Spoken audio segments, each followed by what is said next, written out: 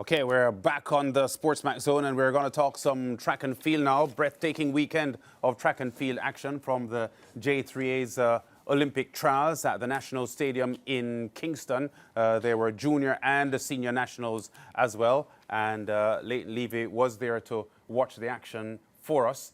And we're going to just recap a lot of what had happened over the weekend in Kingston because a lot of the performances made headlines. And the championship over 4 days ended in a bit of a disappointment because of the non-qualification of the Jamaica 4x4 team that they attempted to make the qualifying mark for the championship. So as we said, a breathtaking weekend of track and field at the National Stadium in Kingston, and 4 days of competition closing with some really strong performances. We had started looking at some of them on Friday because by then we had seen some outstanding efforts at the championships. So a couple of the results that we can look at: Brian Lavelle went sub 10 in the 100 meters, sub 20 in the 200 meters, winner of the 200 in 19.97 seconds, ahead of the defending champion Andrew Hudson at 20.02 and Javari Thomas third in 20.32. Sherika Jackson retained her title in the 200 meters in 22.29 ahead of Thomas and Berger, 22.34 and 22.39 their times. DeAndre Watkin had a surprise victory in the men's 400 meters in 44.48 seconds, a personal best for him. The defending champion Sean Bailey second in 44.65, Javon Powell third in 44.79. Nikisha Price, the hot runner, national record holder for 400 meters now. She did what was expected of her. Her time 50.01 in winning the 400. We saw Sade Williams, the Barbadian, running in the heats, but because it's not the Barbados national, she didn't compete beyond that. Stacey Ann Williams second in 50.56. Janelle Bromfield third in 51.24. Rashid Broadbell had a thrilling victory in the men's in the 110-meter hurdles final, 13.18, ahead of Orlando Bennett with the same time. Hansel Parchment, the defending Olympic champion, 13.19, and it took probably 3 or 4 minutes for the photo-finish camera to decide all of those results. The former Olympic champion Omar McLeod among those missing out. Akira Nugent was a brilliant winner of the 100-meter hurdles final, 22.28. That's a new world lead, a personal best for her. And that was also a world record some years ago by Jordanka Donkova, 12.28. Yeah, and Sally Pearson as well from Australia. Danielle Williams, the reigning world champion, 12.53 seconds. And Janique Brown was third in 12.61. Malik James King provided an upset result in the 400-meter hurdles for men, 47.42, defeating the favorite Roshan Clark, 48.04, and Jaheel Hyde, third, 48.35. Rochelle Clayton won the women's equivalent at 52.51. No surprise there. She has been the best in the country now, this year for sure. Genevieve Russell, 53.33, coming good when she needed to, getting second spot. Shan Salmon third in 53.71. Sherika Jackson, she took the sprint double. We told you about her 200 win earlier on. 10.84 her winning time. After getting out slowly out of the block, she ran past Tia Clayton, the 19-year-old, 10.90. And the great Shelly Ann Fraser-Price, 10.94, third. Kishane Thompson with a majestic win in the men's 100, 9.77, a new world lead. Oblique Seville second in 9.82, equaling his previous best. And Akeem Blake, 9.92, finishing in third spot.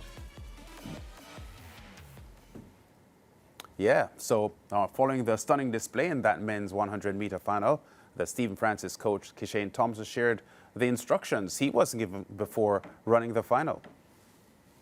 So yes, Stephen Francis, my coach, he instructed me just to run the first 60, nothing more. After that, shut it down. If I came second or third, I made the team. The goal wasn't to prove anything, it was just to run a 70 or a 60 and see where I'm at.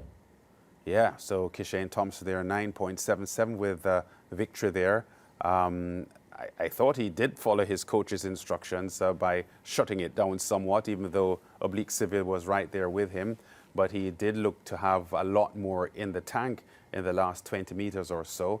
And that was one of the most stunning performances I've seen in track and field since I've been watching track and field. Leighton Levy, SportsMax.tv editor and content manager, will give a comment on that in a short while. But let's just hear Thompson sharing his thoughts about possibly running even faster. I'm going to be honest. I'm not sure how fast I can go, but the time did not surprise me tonight. Understand? So that's just me right now. Yeah, and Oblique Seville, second place finisher, back-to-back fourth place finisher over 100 meters at the World Championship in Oregon and Budapest, offered this view on a brilliant night for Jamaican men sprinting. It actually have to take one of Jamaican to actually show the world that we can do something, and I am the one that did it first, but now Kishen did that now, so it's actually a good feeling knowing that our Jamaican sprinting is back.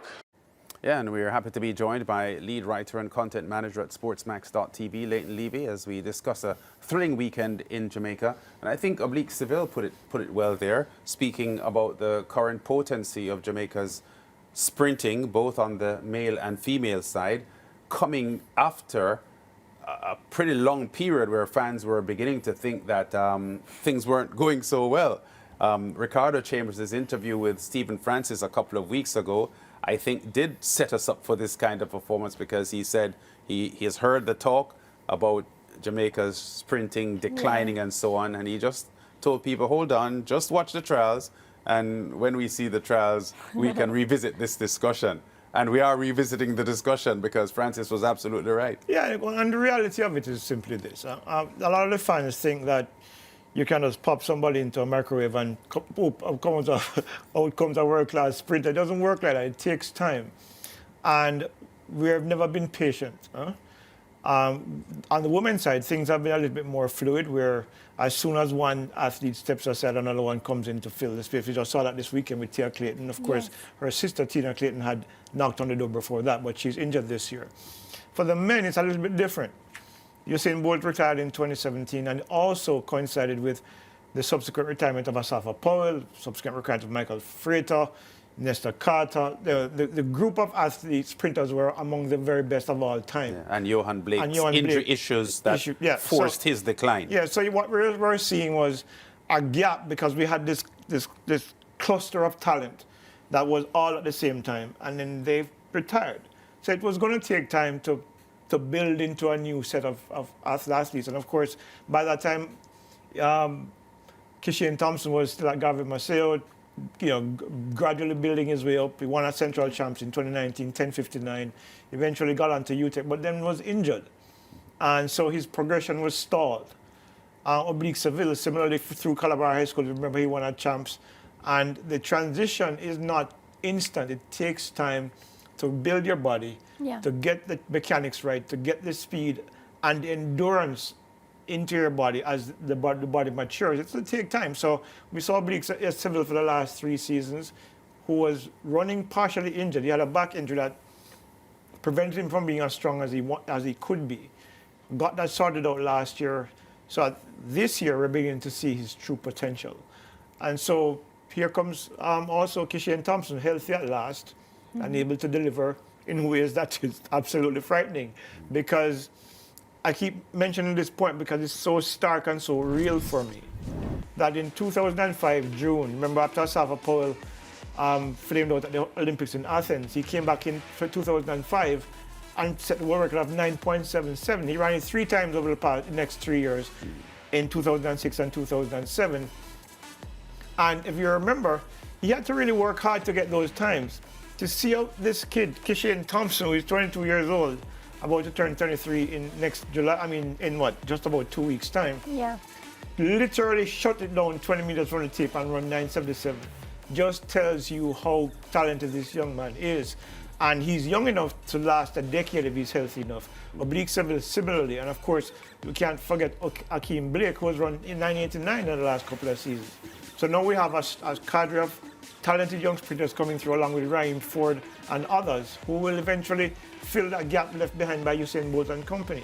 And they're here now. Yeah, I want to go back quickly to our show on Friday when we tossed to Ricardo Chambers at the National Stadium in the interview with Stephen Francis, and he told the fans not to expect a clash between Kishane Thompson and Oblique Seville because of the extending doping procedure that he was subjected to, Kishane Thompson, the night before. So he had told him to just run well enough to finish in the top 3.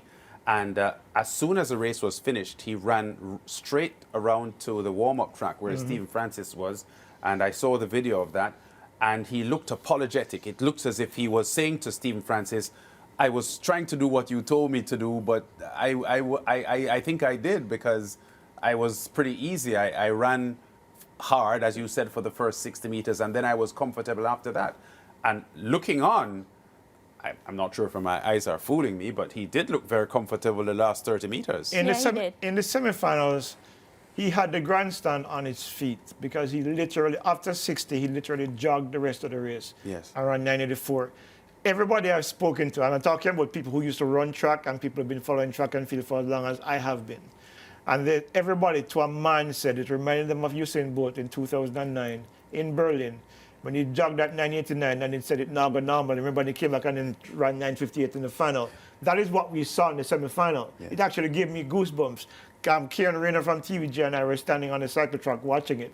And I just got cold all over because I'm like, this is ridiculous. Yeah. And then to see him come back in the final again, get to 60, surge past Oblique, and literally shut it down, looking across at the clock and run 9:77. When we saw the 73 flash time, everybody was on their feet because they were like, this is ridiculous. Yeah. I mean, it's adjusted time came back to 9:77, still over leading time. And this kid said to me, when we spoke to him, that video that you showed, the earlier part of it, I said to him, you know, how do you manage pretty much, you know, shutting down? He says he doesn't know how to. Because he said when he tried it in the semifinal, he almost fell. Yeah. That's how he's getting used to the idea of running fast. So, you know, it's incredible what he's been able to do. And I mean, I've talked to a couple of people who are not known to be, not known for hyperbole. And they said to me that for the first time they've seen somebody who can actually, they believe can actually challenge Usain Bolt's world record of 9:58. Because remember, he's still developing. Yeah. He's still not mastered the art of sprinting just yet. And he's at 9:77 with potential, obviously, to go a lot faster. Yeah. Do you think Noah Lyles is nervous? He should be, because one of the realities of this, we saw Noah Lyles at the US trials pressed by Kenny Bednaret and Fred Curley, and topped out at 9:83. This kid jogged 9:82 in the semifinal. He ran 9:82 in the heats. Yeah. This, if you, in my mind, and I know a lot of things can happen between now and August, but in my mind, if he goes to Paris and runs like he ran at the national championships, there is nobody in the world that's going to beat him. Yeah. He has to beat himself. So he either has to make a major mistake in the races or overextend himself, because he said that he felt a little fatigued. So he has to learn how to conserve energy during the rounds. I think Stephen Francis will get him on track with that by the time they get to Paris.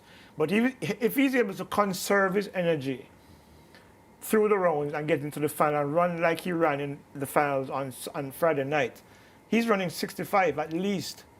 And, you know, if he runs 65, there's nobody in the world right now who can run 65. Oman Yala has run 9:77 twice, but he's run both of those times in Nairobi, Kenya, which is 6,000 feet above sea level. This kid is running 9:77, shutting down at virtually sea level. The national stadium is 96 meters above sea level.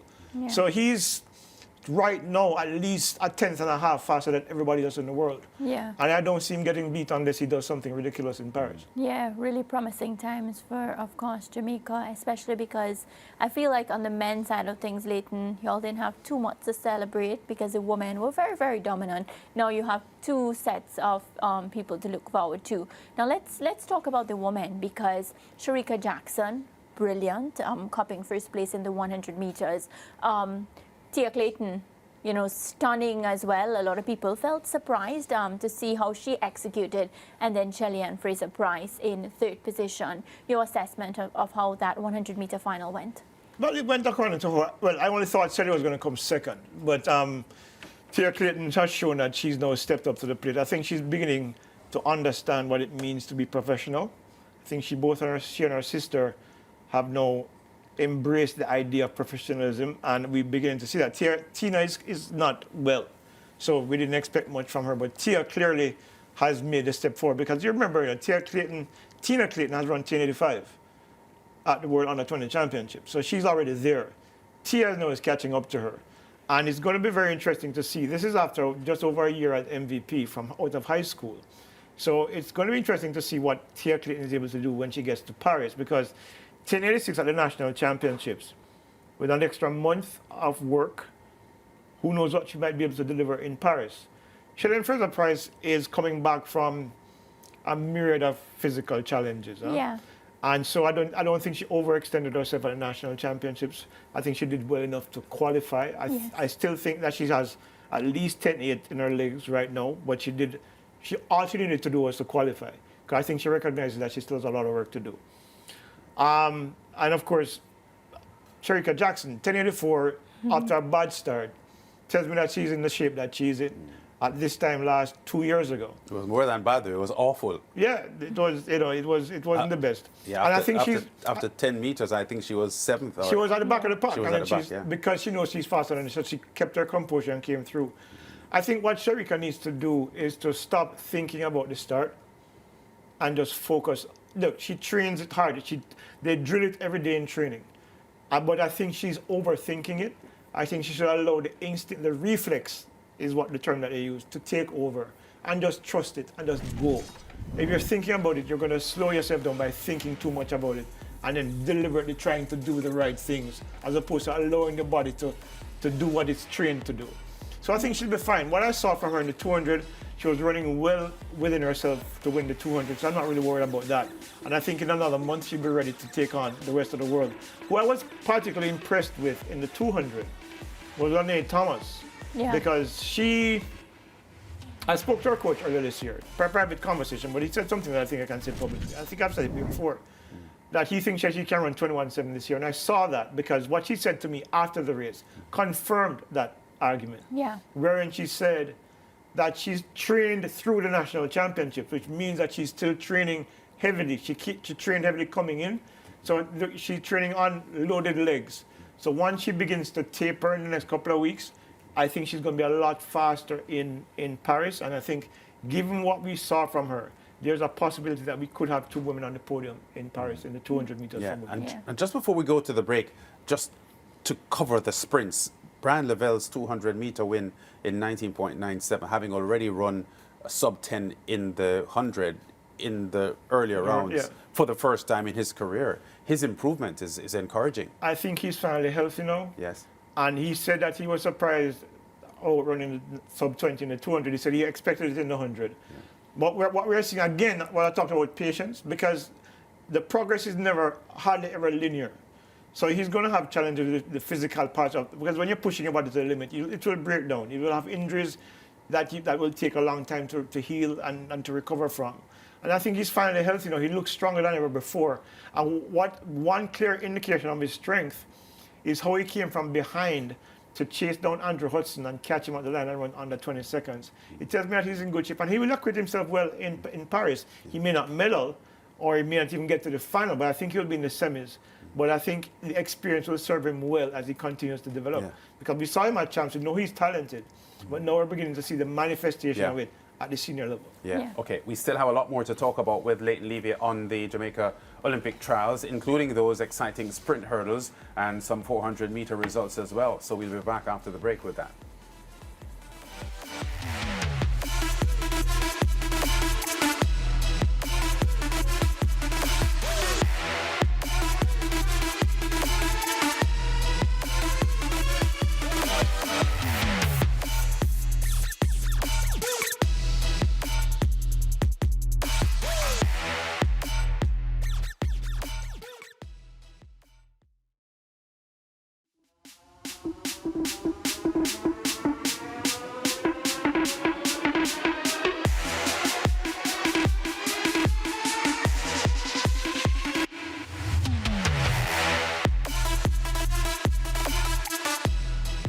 We're halfway through the SportsMax Zone for this Monday, and we continue to review Jamaica's Olympic trials over the weekend. Leighton Levy is still with us here in the studio. Let's move on quickly, Leighton, to those sprint hurdles races, both of them exhilarating.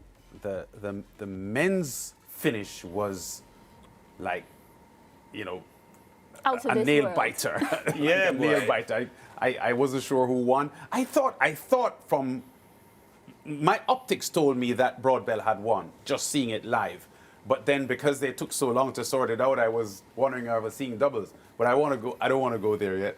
I want to talk about Akira Nugent first, because that run was so smooth, the execution was clinical, and her post-race reaction to the time just tells you how satisfied she was with her run. Listen, you remember I spoke about it on the set before. I said to you, I spoke to Chris Johnson about it just a couple of weeks ago.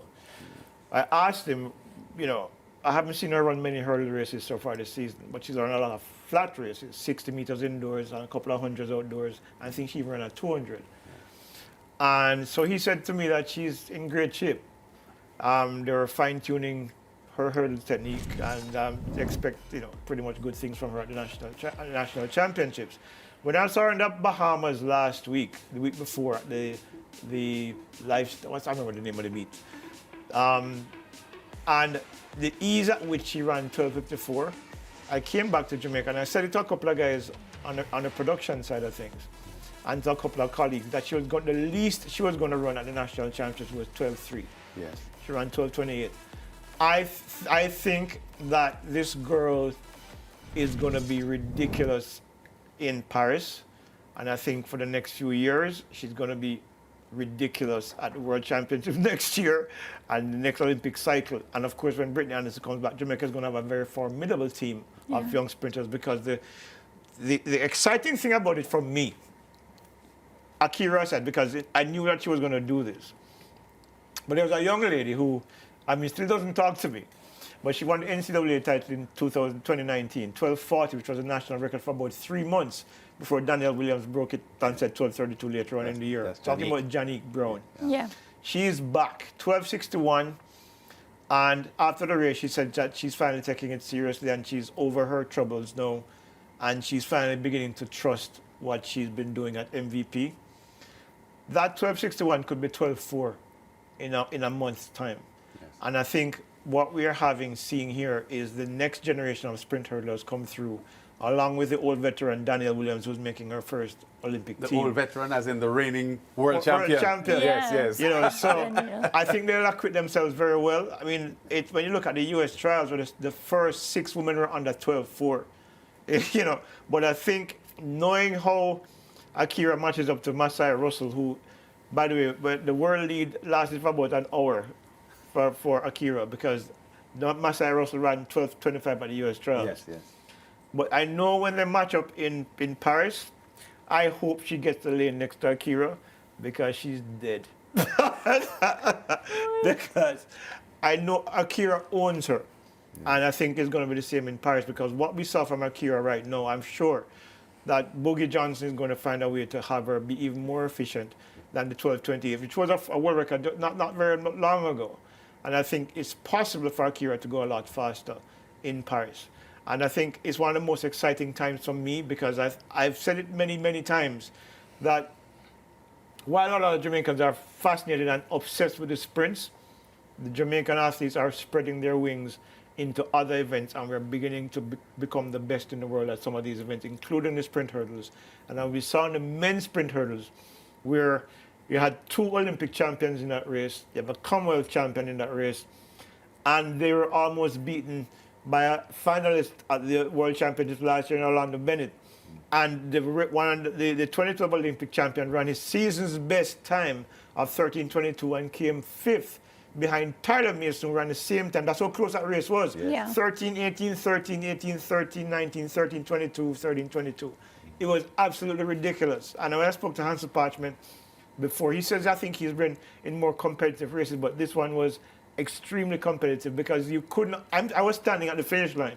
Yeah. And while I agree with you that it looked like Rashid I won, thought Broadbell won. When I saw the race live, I thought Broadbell won, yeah. it wasn't quite clear, because you had the benefit of replays, but at the finish line, nobody knew. And it was that they were waiting for And initially they had Bennett and then they had Broadbell, and they were waiting for third place, which they couldn't decide. And everybody was hoping was Hansel Parchment.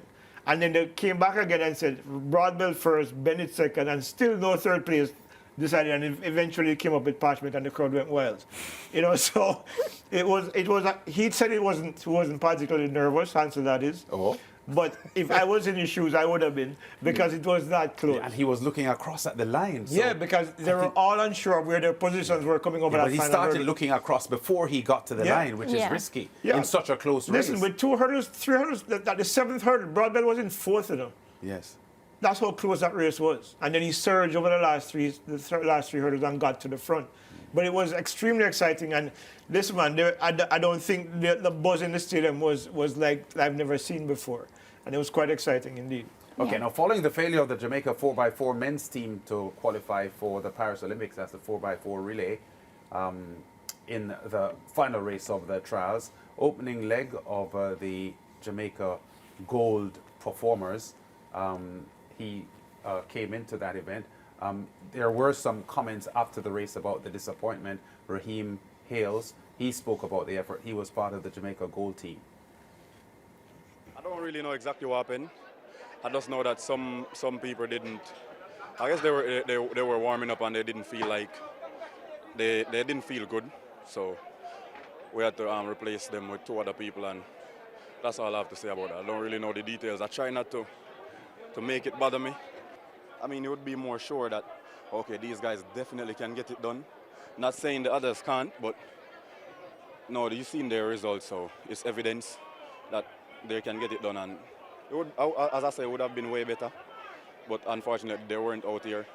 The other guys had to step up, and we just did our best.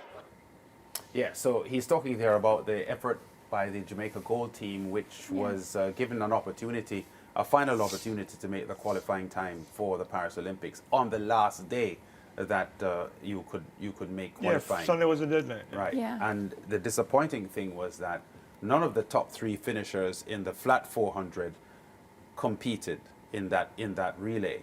So it feels like a wasted effort by the J3As to organize this, changing the 400-meter schedule Not just the 400, the entire schedule was changed Yes. Right. to accommodate them. Yes. And they were given a bye into what was a semi-final run, so they didn't have to run an extra round. Yes. They're given an extra day, almost 2 days rest, put up in a hotel, provided with transportation, offered a $1 million Jamaican dollar bonus should they meet the qualifying time. Yeah. And then, boom, they didn't hold up their end of the bargain. Yeah. If one of those guys had showed up, they would have made the qualifying time. Well, Sean Bailey, who was second in the final, said he felt a little niggle. Well, of the 3 that didn't run, he was the only one that I got a report that he felt a little pain, or he didn't want to risk it, but no word from the others. Well, what we are hearing, what I have heard is that Javon Powell said he had a foot issue. That's the term. I have no details other than that. Foot Okay. Malik James King, we don't know. I said, well, I heard that he didn't feel good or something of the sort. DeAndre Watkins, I was told said he wasn't good. His was not going to be available from even before the championships. Well, they got into the 400 meters. So that's, but the thing is about it that we're looking at 44.48, 44.65, 44.79. The J3As had a meeting with their athletes and their coaches and their agents. And all of the things that I just mentioned were discussed, including the recommendation to eliminate 1 round of the 400 meters for the top 16 guys. Yeah. That came from one of the athletes. One of the guys who did not show up made that recommendation, and they adhered to it. And to ensure that they were fresh, as I said, the 400 schedules, and virtually the entire meet was rejigged for their accommodation. The 400s were run on Thursday night, the qualifying rounds, semifinals on Friday, and the finals on Friday, sorry. So they had all day Saturday and all day Sunday to rest and recover. And Sean Bailey and Malik James King were Jamaica James King, for those who weren't sure, he wasn't in the 400, he was in the 400-meter hurdles. Yeah. And Yeah. ran 47.42, which is the fastest time in the world for a Jamaican this year. Run by the warm-up track, and then all of a sudden, minutes before the race, they did not show up. So there was nothing that could have been done. And it leaves a bitter taste in them. I heard some fans unleash some profanities inside of the National Stadium. They didn't shut off the lights, it would have already been dark. And one particular person who I know, I won't call his name, described it as a betrayal Yeah, of because the national so many of the national team, because you made all these arrangements. You were literally given all the accommodations that you required, Yeah. and then you failed to deliver. And I think that they're not going to live this down with the Jamaican fans for a very, very long time, because they felt, a lot of people I spoke to last night after the meet felt let down by the athletes who did not show up for whatever reason. One fan said this: if they had the 400-meter final to run on that particular time of night, would they have shown up with niggling issues or their legs not feeling well or whatever it is? Yeah. Had they had the 400 final at that point of the night, would they have shown up for the final? And so the fans are not pleased. And in fact, somebody actually messaged me from abroad today and said to me, can the J3s not select them for the team for the Olympic Games? And I'm sure a lot of people actually felt that way as well. So, these guys are going to have to go to Paris and find redemption somewhere. Win a medal or do something. They can't do it in the 4x4 relay anymore because they're not there. Right. So they're going to have to do something in the individual 400 meters. And I think they denied themselves the opportunity of a medal, because given where we see the rest of the world are at in the 400 meters right now, they could get to the final, but the medals are going to be difficult to make. So a 4x4 relay would have given them an opportunity to come away from the Olympic Games with a medal. And I don't care what people say about relays not mattering. When you win an Olympic medal, it will count to your contract that you have as something, as a benchmark to achieve, to get you a bonus. So nobody can tell me rubbish about relays not mattering to people. They do count, because it's an Olympic medal, and it's a medal at the highest level of the sport, and it goes towards your record as being an Olympic gold medalist or silver medalist or bronze medalist. So don't tell me that the relays don't count. They do count. We've got to wrap this segment though, but in 15 seconds, Nikisha Price and her 400. Fantastic performance. I think she did enough to qualify. She knew she didn't have to run 49 or 50 or 48 to win here. Yeah. She came in and did what she needed to do. She had a long season indoors and outdoors. So any opportunity to not run at full tilt gives an opportunity to rest and recover enough for the Paris Olympic Games. She ran 49 in the 49.6 in the heats. I don't think she realized how fast she was going. And of course came back to the final, realized that she didn't need to do anything special, and did what she needed to do. Yeah. And so kudos to her. She goes to the Olympic Games, and I hope she does well, because she has an opportunity to be on the podium. Yeah, well, Leighton, as always, it's a pleasure when you join us here on the SportsMax Zone. We're out of time, but we know we have a lot of track and field coming up, so you'll be here very often. Well, so let's see. All right. Leighton Levy there, of course. We're thanking him so much for, his input on the show. We're going to take a quick break, and when we come back, I might just do Zone Update 2. Stay with us.